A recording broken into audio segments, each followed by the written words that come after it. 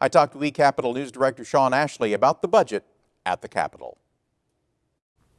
Shawn, the big story this week was the hole in the state budget, which turns out is twice as big as it was predicted to be. That's right. Late in the week, a number of state officials, including Governor Mary Fallin and House Speaker Jeff Hickman, began talking about the fact that the difference between the amount of money available to appropriate for the upcoming fiscal year and what was appropriated this year is going to more or less double. That number was approximately $300 million back when the Equalization Board met in December. When they meet this Tuesday, they're going to be looking at a number that's just north of $600 million. And that's going to make it quite tough for legislative budget writers and the governor's office to come up with a budget for the upcoming fiscal year.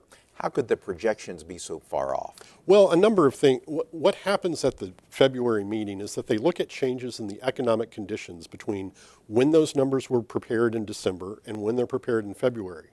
And what we've seen over the last several months is that the price of oil in particular has not rebounded as everyone had hoped that it would. Governor Fallin spoke specifically of that in December, that she hoped we would see the oil prices improve.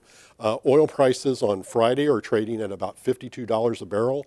That's about half of what they were in July.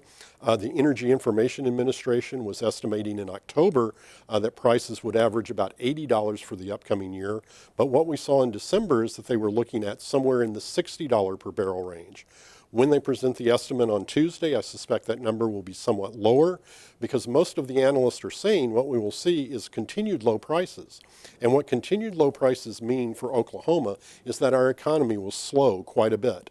A number of studies have indicated that our economy is still tightly tied to the energy sector. And as those prices remain low, as we've already seen, some jobs have been lost or curtailed, and that impacts not only gross production tax collections, but individual income tax collections, and that in turn impacts sales tax collections and motor vehicle tax collections. So it affects your entire tax collection base.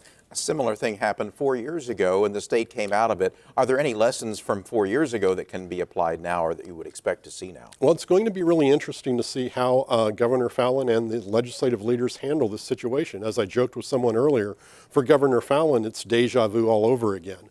When she came into office in 2011, we faced a $500 million budget shortfall, and a number of different steps were taken at that time.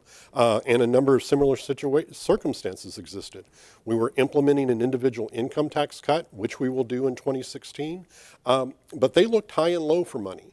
They tapped a number of revolving funds, and they also placed a moratorium on a number of tax credits. It's early in the discussions. We don't know if they will look to doing that, but it's very possible that they could. eCapitol News Director Shawn Ashley will be watching this for some time to come. Exactly. Glad to be here. Thank you.